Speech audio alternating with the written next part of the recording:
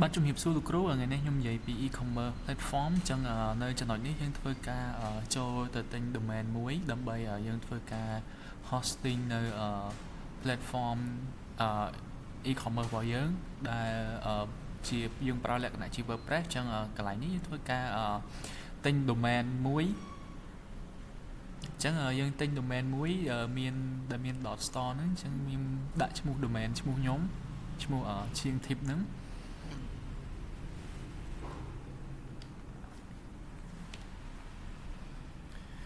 បន្ទាប់មកកន្លែងនេះយើងធ្វើការ process ទិញយើងបំពេញព័ត៌មានតខ្លួនរបស់យើងមកជាមួយនឹងយើងបំពេញ visa card number របស់យើងដើម្បីយើងធ្វើការ process order នៅ domain ដែលយើងចង់បានហ្នឹង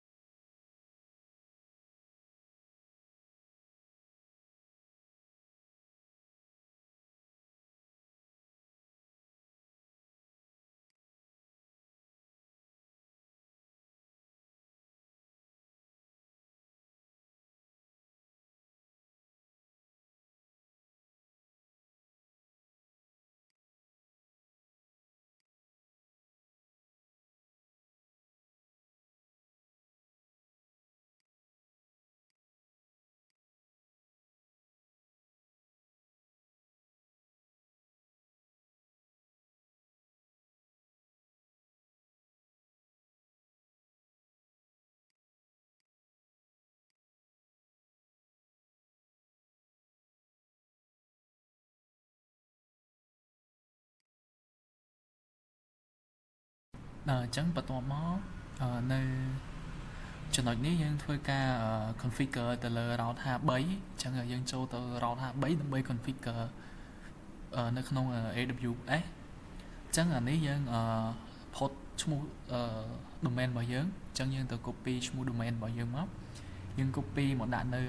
ចំណុចនៅ router 3ហ្នឹងមកកន្លែង domain name ហ្នឹង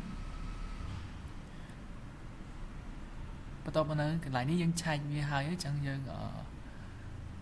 ចូលទៅយើង create host zone មួយអញ្ចឹងយើង create host zone បានហើយ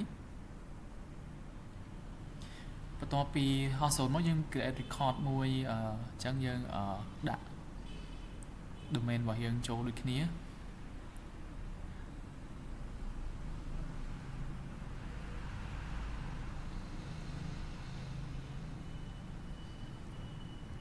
តមកយើងចូលទៅ manage នៅ domain របស់យើង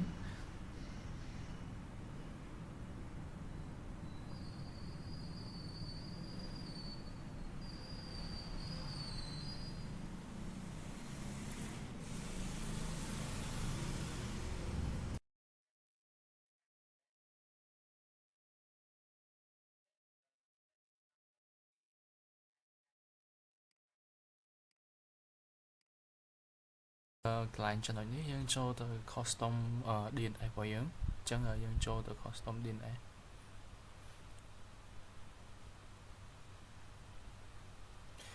បន្ទាប់ពី custom DNS ហើយយើងចូលទៅ router 3យើង copy value របស់វាហ្នឹង copy មក add ចូលទៅក្នុងកន្លែង custom របស់វាយើងផាសចូលមួយមកនេះយើងធ្វើការផាសចូលពី router 3មកចូលកន្លែង DNS របស់យើង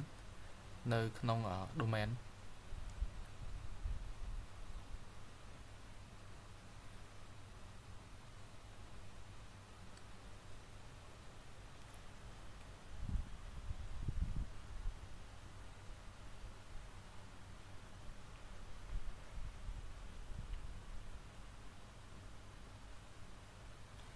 ពេលផាសចូលហើយអស់យើង take វាមកដើម្បីឲ្យយើងធ្វើការ save វាអញ្ចឹងយើងសាកចូលទៅ domain domain bỏ dương mới tha vì thế dương dương cho tôi DNA check dương check DNA mới tha vì ở ban đà ca nữa chắc là dương cho tôi can DNA check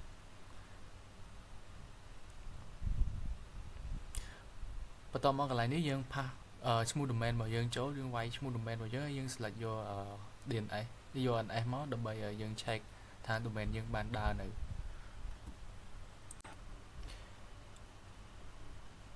bắt đầu máu dương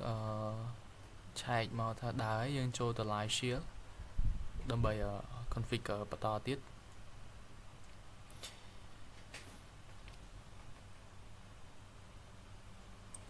นี่ยังโจក្នុង live stream មកយើងចូលឲ្យដល់មកចឹងយើងធ្វើការរងចាំឲ្យវាដើរតិច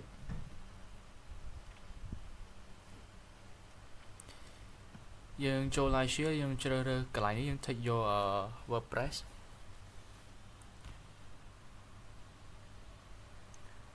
បន្ទាប់មកយើង create custom key យើង create key មកយើងដាក់key នេះយើងដាក់ឈ្មោះមកថាដាក់ថា e-commerce យើងដាក់ e-commerce key ចឹងមក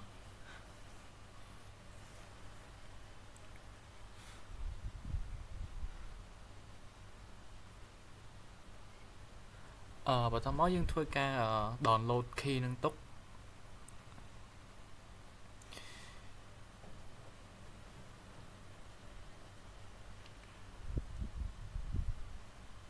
កន្លែង instant name នេះយើងដាក់ e-commerce ដែរមកយើងដាក់ e-commerce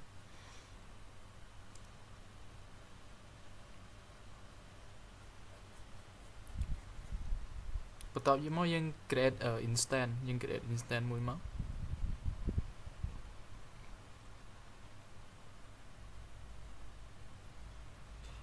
កន្លែងនេះយើងធ្វើការដាក់គេហៅ static IP ហ្នឹងយើងដាក់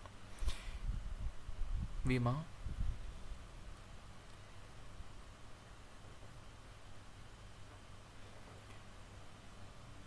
បន្ទាប់មកយើង copy IP យើង copy IP ហ្នឹងដើម្បីយកទៅផាសចូលនៅក្នុង domain របស់យើងនៅក្នុង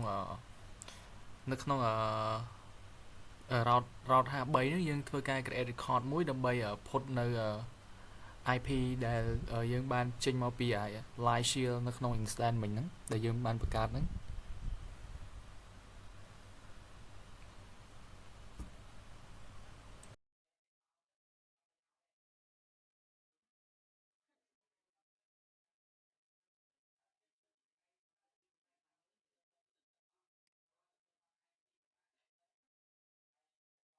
ផុតនៅ IP ដែលយើង copy មកមិញហ្នឹងតមកយើង add វាជា my record មក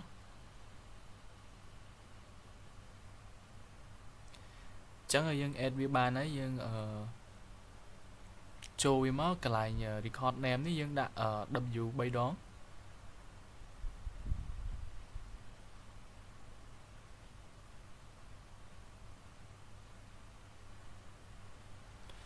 បន្ទាប់មកកន្លែងនេះយើងជ្រើសយក cname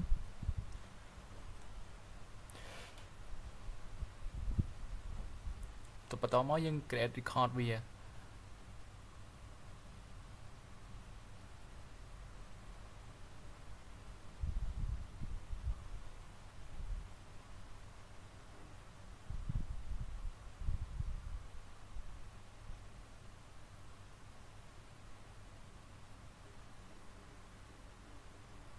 កន្លែងនេះខ្ញុំចូលទៅ edit ដោយសារយើងមិញអត់បានដាក់ថាមកវា1ម៉ោង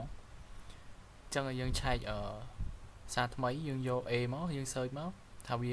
បាន domain យើងនឹងដំណើរការបានអត់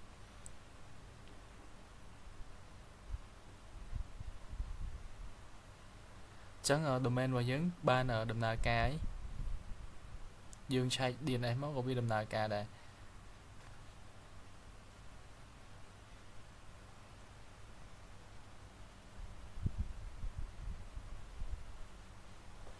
ហើយនេះយើងឆែក domain មកយើងទទួលបាន យើងវាយ domain ឈ្មោះយើងមកវាទទួលបាននៅ WordPress មិញហ្នឹងហើយអញ្ចឹងនៅចំណុចនេះយើងចូលទៅconfigure ដើម្បីទាញយក password និង user អញ្ចឹងយើង ls វាមកហើយយើង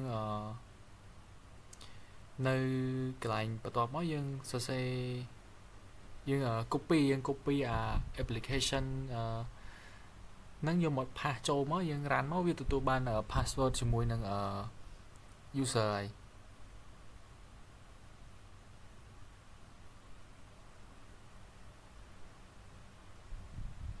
អញ្ចឹងនេះ password ហើយនឹង user អញ្ចឹងយើង copy វាមកយើង copy មកដើម្បី lock ចូលទៅក្នុង WordPress របស់យើង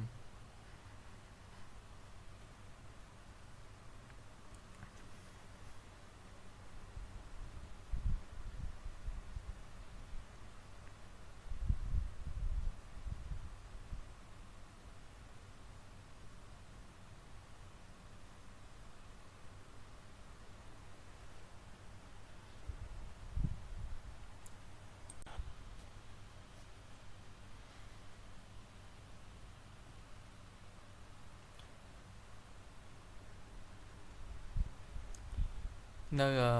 កន្លែងនេះយើងចាប់ផ្ដើមដាក់នៅ password ជាមួយនឹង user យើង pass វាចូលមកដែលយើង copy ចេញមកពី Linux មិញដែលយើងបានយក password វាមក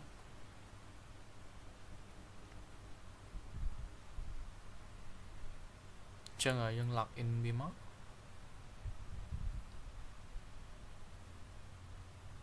អញ្ចឹងវាបានចូលដល់ WordPress របស់យើងហើយ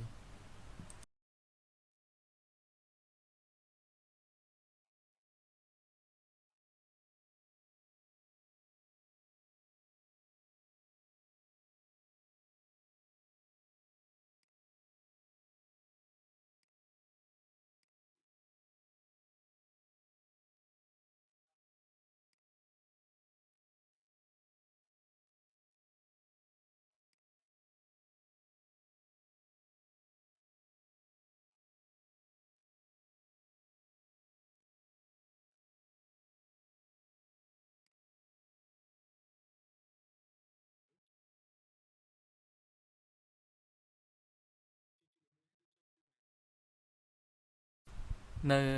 ចំណុចជាមួយនេះយើងធ្វើការ configure HTTPS អញ្ចឹងដើម្បីឲ្យ website របស់យើងមាន secure អញ្ចឹងយើងត្រូវការ apply HTTPS អញ្ចឹងនេះយើង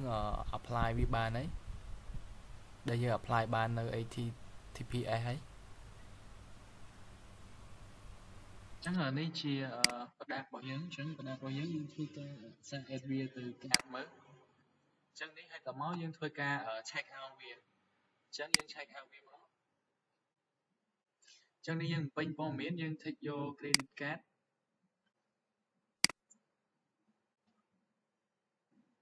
នេះវា load មកហើយអញ្ចឹងយើងដាក់ number ដែលគ្រូបានបោះឲ្យមកអញ្ចឹងនេះជា number card ដែលគ្រូបានបោះឲ្យអញ្ចឹងយើងឆាប់ pay មកអញ្ចឹងវា process ហើយអញ្ចឹងយើងចុច approve មកអញ្ចឹងនេះ payment យើង success ហើយ payment success យើង download receipt មើលថាវាបាន receipt មកអត់អញ្ចឹងនេះ receipt អញ្ចឹងនេះ receipt ក៏បានមកដែរយើងមាន receipt អញ្ចឹងរបស់ខ្ញុំមានតែប៉ុណ្ណឹងអរគុណច្រើនលោកគ្រូ